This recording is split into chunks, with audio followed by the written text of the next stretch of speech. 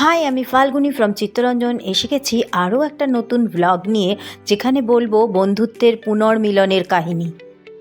2025-26 মিলিয়ে আমরা ক্লাসমেটরা 50-এ পা রাখলাম। জীবনের এই মাইলস্টোনকে আমরা সেলিব্রেট করলাম এই পুনর্মিলন বা রিউনিয়নে। তাই এই রিউনিয়ন অন্য বাকি অনেক রিউনিয়নের চেয়ে অনেক বেশি আলাদা এবং আমাদের কাছে ভীষণ স্পেশাল। 2026-এর 11ই জানুয়ারি রবিবার খুব তাড়াতাড়ি ভোরবেলায় উঠে পুজো সেরে নিয়ে তৈরি হয়ে নিলাম। এবার আমাদের গার্লস ব্যাচের রিউনিয়ন হয়েছিল আসানসোলে। সহযাত্রী হিসাবে পেয়েছিলাম 2 ক্লাসমেটকে। তার মধ্যে একজন হলো কৃষ্ণা, দিল্লি থেকে এসেছে কেবলমাত্র রিউনিয়ন অ্যাটেন্ড করবে বলেই, আর আরেকজন হলো সোমা, চিত্তরঞ্জন সন্নিহিত এলাকা রূপনারায়ণপুরের বাসিন্দা। 3 জনে একসাথে হতেই ছবি তোলার প্রস্তুতি শুরু হয়ে গেল। অবশেষে আসানসোলের পথে যাত্রা শুরু হওয়ার আগে একটা ঠিকঠাক ছবি উঠল।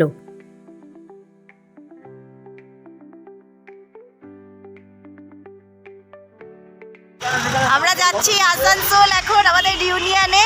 দারুণ মজা। হ্যাঁ, এবার কৃষ্ণ মিষ্টি খেয়ে নে।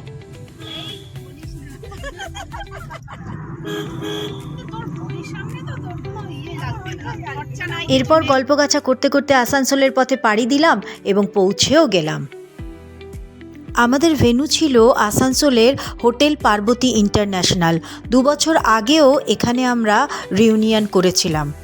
গেট দিয়ে ওয়েটিং এরিয়ায় ঢুকতেই রিসেপশনিস্ট আমাদের গাইড করলেন, চল ঢোক।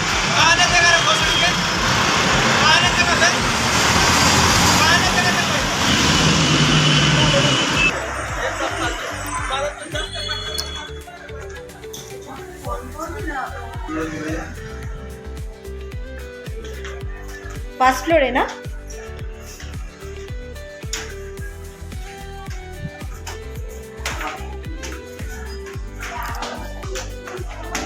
দশটা 10-এর মধ্যেই সবাই চলে এসছে। বাবা, বিরাট ব্যাপার। হ্যাঁ, আমি ভিডিও। ফার্স্ট ফ্লোরে উঠতেই সব বন্ধুদের সাথে দেখা হলো। তোর সঙ্গে আমার অনেকদিন পর দেখা।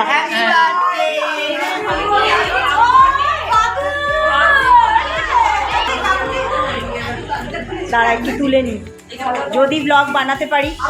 স্টার্টার হিসেবে ব্রেকফাস্টে ছিল ভেজ পাকোড়া আর চিকেন পাকোড়া। এর সাথে ছিল আরও কিছু খাবার দাবার যা ভালোবাসার ছোঁয়ায় মুড়িয়ে বিভিন্ন জায়গা থেকে আগত বান্ধবীরা নিয়ে এসেছিল। এরপর আস্তে আস্তে বাকিরাও এসে পৌঁছে গেল। ওদিকে ব্রেকফাস্টের তোড়জোড়ও শুরু হয়ে গেছিল, আর এদিকে প্লেট হাতে ব্রেকফাস্ট করতে সবাই বসেও পড়েছে। অন্যদিকে সুস্বাগতম বলার অভিপ্রায়ে সকলের হাতে হাতে দেওয়া হচ্ছে গোলাপ ফুল। যেহেতু এই রিউনিয়নটা ছিল খুবই স্পেশাল, তাই বেশ কিছু বিশেষ আয়োজনও এবার করা হয়েছিল। রিউনিয়নের ভেন্যু এবং ডেট ঠিক হয়ে যাওয়ার পরই ড্রেস কোড হিসেবে ঠিক করা হলো লাল শাড়ি।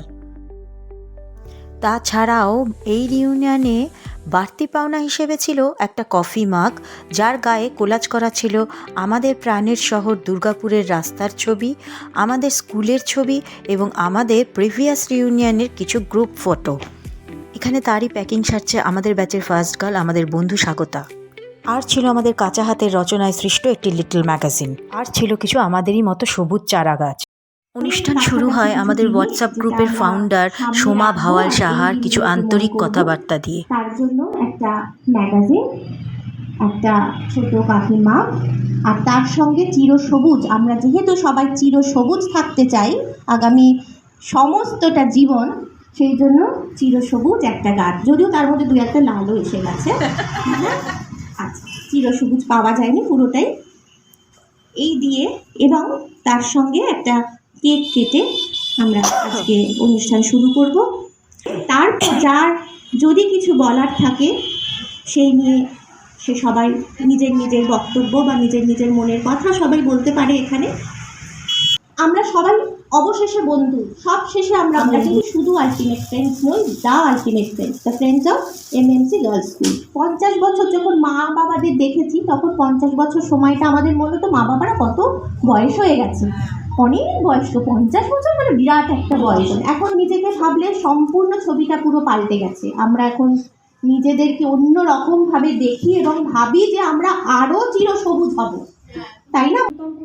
এরপর আমি হেমন্ত মুখোপাধ্যায়ের গাওয়া আদি শঙ্করাচার্যের শ্লোক কা তব কান্তা ওয়েলকাম সং হিসেবে গেয়ে শোনাই সকলকে। যদিও এই গানটি এই পরিবেশের জন্য নয়, কিন্তু যেহেতু সন্ন্যাসী রাজার মতোই আমরাও সেদিন সংসারের তথা বর্তমান সব কিছু ভুলে ফিরে গেছিলাম আমাদের স্কুলবেলায়, তাই এই গান গাওয়া। সেই জন্য এই গানটা করছি। এই শ্লোক, আসলে এটা একটা শ্লোক।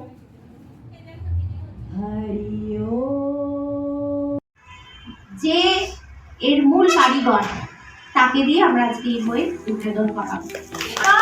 এরপর আমাদের সমস্ত বন্ধুদের ভাব এবং আবেগ জড়িয়ে থাকা অমূল্য ধন লিটল ম্যাগাজিনের উদ্বোধন করলো স্বাগতা, এবং তারপর শুনলাম মুগ্ধ হয়ে স্বাগতার কথা। বলা ম্যাগাজিনের ভাবনার কৃতিত্ব পুরো সময়, কারণ অনেক দিন আমরা যখন কোভিডে লিখেছিলাম তখনই বলেছিল তোদের এই লেখাগুলো নিয়ে আমার একটা ভাবনা আছে।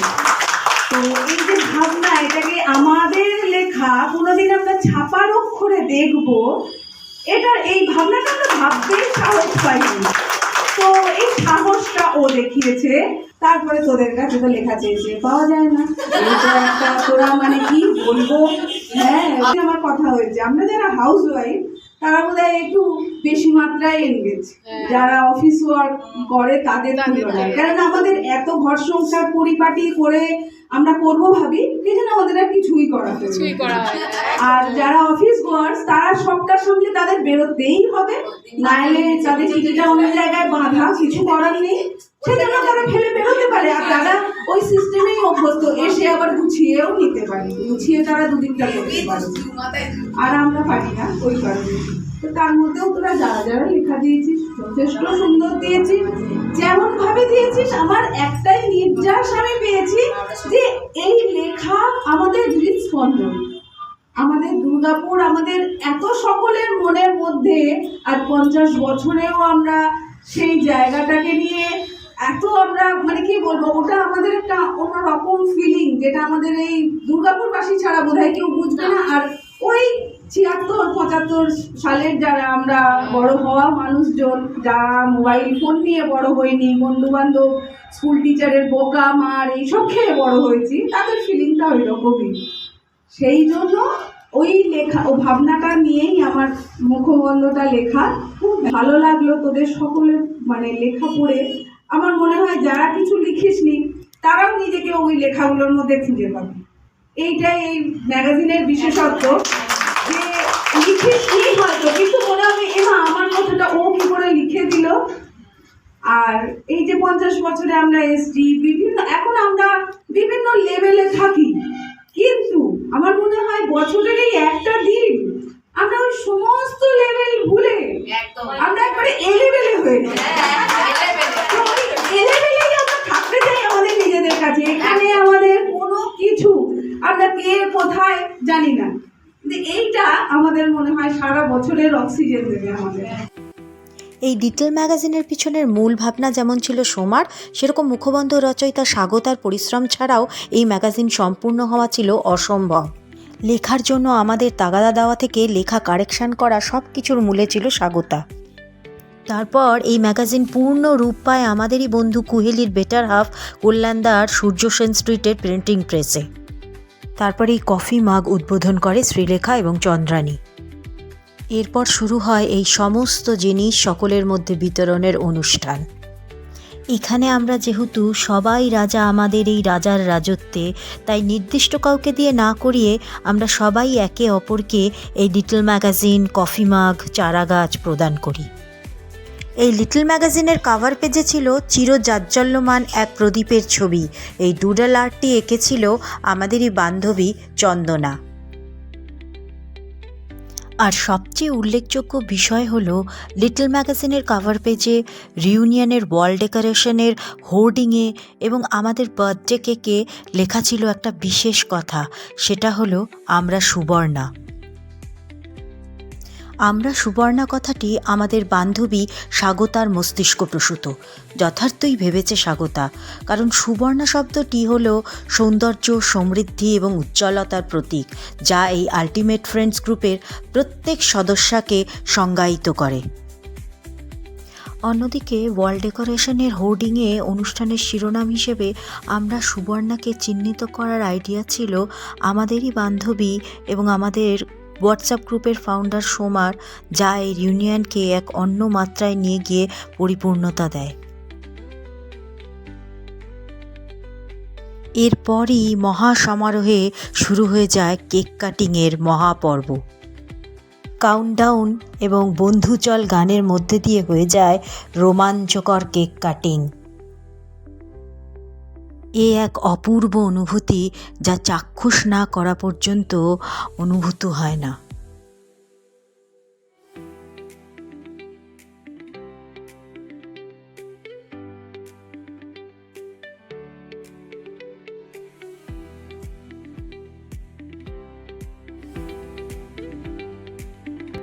এই সেলিব্রেশনটা আমরা সকলে নাচে, গানে, আমোদে, আহ্লাদে উপভোগ করতে থাকি।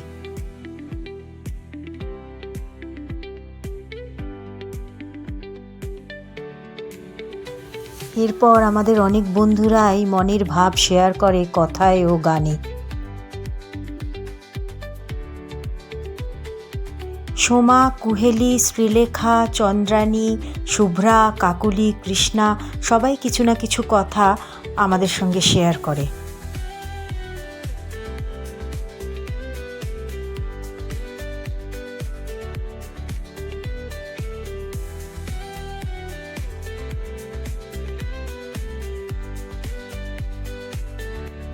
এরপর আবার আরম্ভ হয় ফুল টু মাস্তি।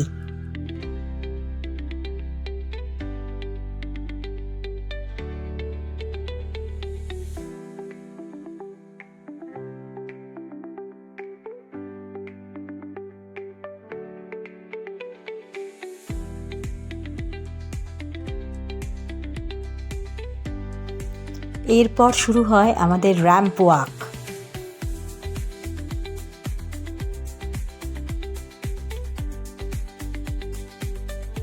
একে একে চন্দ্রানী, শ্রীলেখা, কৃষ্ণা, মালা পরপর আসতে থাকে র্যাম্প ওয়াকে। এরপর আসে কুহেলি, এই সেই কুহেলি যার বেটার হাফের প্রিন্টিং প্রেসে আমাদের লিটল ম্যাগাজিন পূর্ণ রূপ পায়।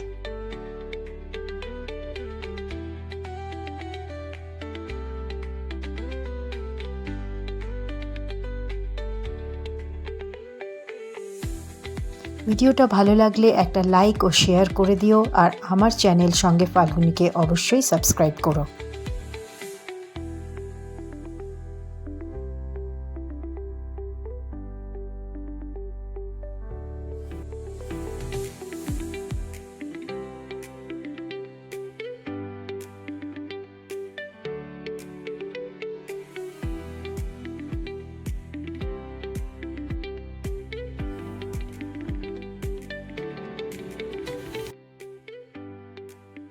এরপর মিতালি, কাকুলি সিনা, অদিতি, আরও এক কাকুলি, মন্দিরা, চিন্ময়ী, দীপান্বিতা, বীণা, সঞ্চিতা, চন্দনা, রূপালী, শুভ্রা, স্বাগতা, মৌসুমী এবং অবশেষে সোমু ও আমি র্যাম্পে ওয়াক করি।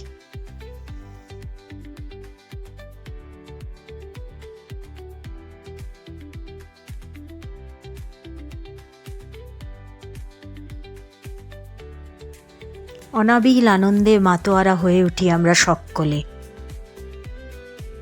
এরপর লাঞ্চের পালা শুরু হয়। Fried rice, mutton, veg manchurian, alternative fish curry, alternative paneer curry, chutney, পাঁপড়, রসগোল্লা, সন্দেশ ছিল সেদিনের লাঞ্চের মেনু। সবাই সারিবদ্ধভাবে খাবার নিতে ব্যস্ত। অনেকেই আবার খাবার নিয়ে খাওয়া শুরু করে দিয়েছে ডাইনিং টেবিলে বসে। চলছে দেদার গল্প।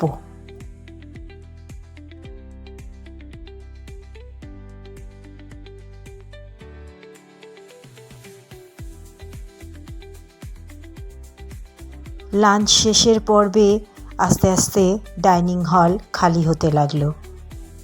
সেদিন সবাই আমরা 50 বছরের প্রতীকী জন্মদিন পালন করছিলাম, কিন্তু আসলে সেদিনকে আমার বন্ধু, আমার সহযাত্রী, রূপনারায়ণপুরের বাসিন্দা সোমা দাশগুপ্তের ছিল অরিজিনালি বার্থডে।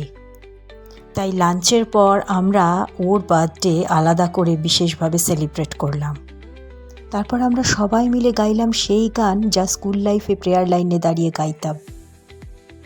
এরপর রিউনিয়ন শেষে বিকালে বিদায়ের পালা। কেউ ডাক, একসঙ্গে সবাই নাম, আমি ফটো তুলছি না, ভিডিও করছি। ফাগুন প্ল্যান, টাটা ফাগুন, বাই বাই সোনামণি, এলাম। সব ফটো গ্রুপে দিস। হ্যাঁ হ্যাঁ দেবো। হাই বাই, হাই না, আসছে বছর আবার হবে। বাই, আসছে বছর আবার হবে। আবার দেখা হবে। আমরা সুবর্ণা আজ পরিপূর্ণ। আবার দেখা হবে, একদম। সবাই ভালো থাকিস, আবার দেখা হবে। সোমা দাশগুপ্ত কই? বাই বাই ফাল্গুনি, সব পাঠাস।